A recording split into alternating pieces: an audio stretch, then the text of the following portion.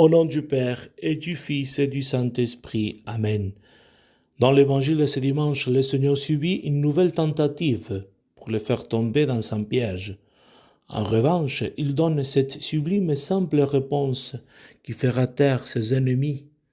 Il répète avec solennité le grand commandement. Impossible de ne pas parler ce dimanche de ce grand commandement. Nous avons appris et nous connaissons les 10 commandements, ce qu'on appelle le décalogue, c'est-à-dire les 10 paroles. Alors les 10 commandements et tous les préceptes de la loi chrétienne doivent être interprétés et vécus à la lumière de ce double et unique commandement de la charité, plénitude de la loi. De ces 2 commandements dépend toute la loi ainsi que les prophètes.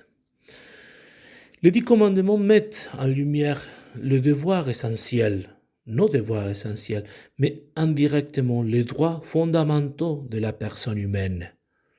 Non seulement les devoirs que nous devons accomplir, mais ils sont aussi pour protéger nos droits fondamentaux. Saint Irénée enseignait dès le commencement, Dieu avait enraciné dans le cœur des hommes les préceptes de la loi naturelle. Il se contenta d'abord de les rappeler. Ce fut le décalogue, donné à Moïse les 2 tables de la loi. Aussi saint Paul disait que les païens avaient la loi écrite dans leur cœur, dans la lettre aux Romains. Alors, on peut dire, s'ils étaient déjà écrits dans notre cœur, il n'y avait pas besoin de les révéler. Pourquoi Dieu est venu nous rappeler les 10 commandements s'il les avait déjà écrits dans notre cœur? Alors l'humanité touchée par le péché avait besoin de cette révélation en Moïse, les 10 tables, les 10 commandements, pardon, les 2 tables, les 10 commandements. Une explication plénière des commandements du décalogue était nécessaire dans l'état de péché à cause de l'obscurité de la raison et la déviation de la volonté de l'homme, nous dit Saint Bonaventure. Mais certains ne comprennent pas pourquoi Dieu veut nous commander l'amour. Dieu ne peut pas obliger l'amour. Dieu ne peut pas obliger aimer. Aimer quelqu'un, aimer certaines choses, indique la liberté. J'aime librement. Pourquoi Dieu doit nous commander l'amour? La réponse adéquate, c'est que Dieu ne nous enlève pas la liberté pour l'aimer ou ne pas l'aimer. Plutôt, ce qu'il nous indique dans sa miséricorde, c'est le chemin, le bon chemin pour découvrir l'amour authentique et trouver la vraie liberté.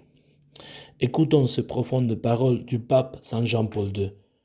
Les 10 commandements nous ouvrent l'unique avenir véritablement humain, et cela parce qu'ils ne sont pas imposés de façon arbitraire par un Dieu tyrannique. Le Seigneur les a écrits sur la pierre, mais il les a gravés avant tout dans chaque cœur humain, comme la loi morale universelle, valable et actuelle en tout lieu et en tout temps. Cette loi empêche que l'égoïsme, que la haine, le mensonge et le mépris ne détruisent la personne humaine. Les 10 commandements, avec leur rappel constant à l'alliance divine, mettent en lumière le fait que le Seigneur est notre Dieu unique et que toute autre divinité est fausse et finit par réduire en esclavage l'être humain, le conduisant à la perte de sa dignité, finissait le Saint-Pape.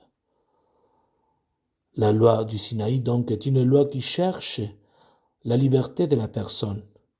Mais pour qu'elle soit libre, il faut d'abord lui indiquer le bon chemin, lui donner une protection contre le mal. Mais la loi poursuit aussi l'objectif de que chacun de nous sache utiliser sa propre liberté pour ne pas faire du mal aux autres. Non seulement chercher le bien, mais faire du bien aux autres. Saint Jean de la Croix disait, pour les justes, il n'y a pas de loi, parce que l'amour est sa loi.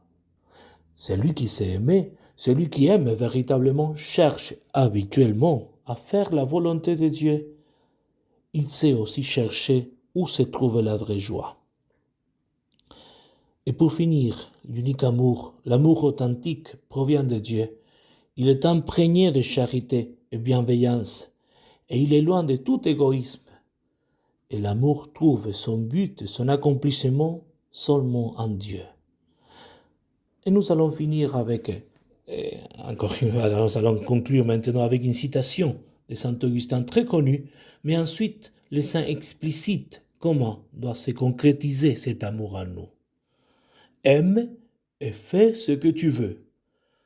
Si tu te tais, tais-toi par amour.